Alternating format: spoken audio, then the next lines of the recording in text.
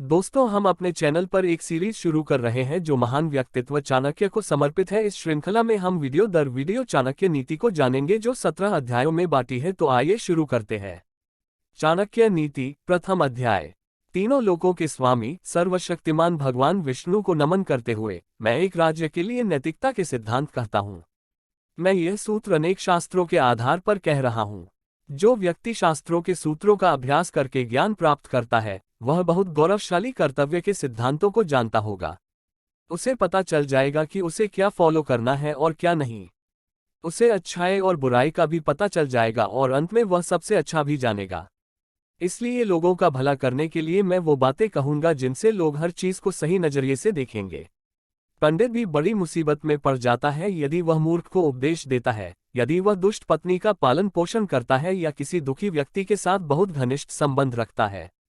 दुष्ट पत्नी, झूठे मित्र, दुष्ट सेवक और सांप के साथ रहना मृत्यु के समान है। आने वाली परेशानियों से निपटने के लिए धन संचय करना चाहिए। उसे धन का त्याग करके भी अपनी पत्नी की रक्षा करनी चाहिए। लेकिन अगर आत्मा की रक्षा की बात आती है तो उसे धन और पत्नी दोनों को तुच्छ समझना चाहिए। भविष्य की परेशानियों के लिए धन इकट्ठा करें। यह मत सोचो कि अमीर आदमी मुसीबत में कैसे पड़ सकता है। जब पैसा निकल जाता है तो संगठित धन भी तेजी से सिकुड़ने लगता है। ऐसे देश में न रहें जहां आपका कोई सम्मान नहीं है, जहां आप रोजगार नहीं कमा सकते, जहां आपके कोई मित्र नहीं है और जहां आप ज्ञान प्राप्त नहीं कर सकते। एक दिन के लिए ऐसी जगह पर न रुके जहां निम्नलिखित 5 नहीं है।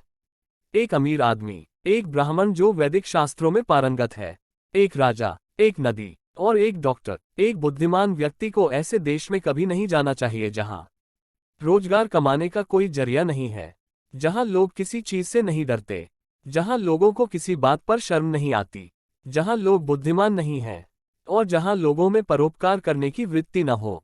जब सेवक कर्तव्य नहीं निभा रहा हो तो उसकी परीक्षा करो। जब आप मुसीबत में हो तो किसी रिश्तेदार का परीक्षण करें। विपरीत परिस्थितियों में मित्र की परीक्षा लें और जब आपका समय ठीक नहीं चल रहा हो तो अपनी पत्नी की परीक्षा लें। एक अच्छा दोस्त वह होता है जो हमें निम्नलिखित परिस्थितियों में नहीं छोड़ता। जब आवश्यक हो, दुर्घटना की स्थिति में, जब अकाल हो, जब युद्ध चल रहा हो, जब हमें राजा के दरबार में जाना हो और जब हमें शमशान घाट जाना है। जो व्यक्ति किसी नाशवान वस्तु के लिए कभी नाशवान वस्तु का त्याग कर देता है तो उसके हाथ से अविनाशी वस्तु नष्ट हो जाती है और निस्संदेह वह नश्वर को भी खो देता है। एक बुद्धिमान व्यक्ति को किसी प्रतिष्ठित घर की अविवाहित लड़की से शादी करनी चाहिए, चाहे उसकी उम्र कुछ भी हो। उसे किसी नीच कुल की बहुत सुंदर स्त्री से विवाह भी नहीं करना चाहिए। विवाह हमेशा समान घरों में उचित होता है। इन 5 पर कभी भरोसा न करें। 1. नदियाँ। 2. जिनके पास हथियार हैं। 3. नाखून और सींग वाले जानवर। 4. देवियों। यहाँ इशारा भोले सूरत की ओर है।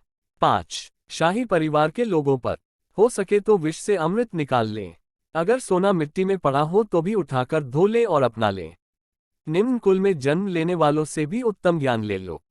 इसी तरह अगर बदनाम घर की कोई लड़की भी महान गुणों से संपन्न हो और आपको कुछ सीख देती हो तो उसे करें। पुरुषों की तुलना में महिलाएं। भूख दुगनी हो गई। 4 गुना शर्म, साहस 6 बार और काम 8 गुना है। पहला अध्याय समाप्त होता है। धन्यवाद। आपका दिन शुभ हो।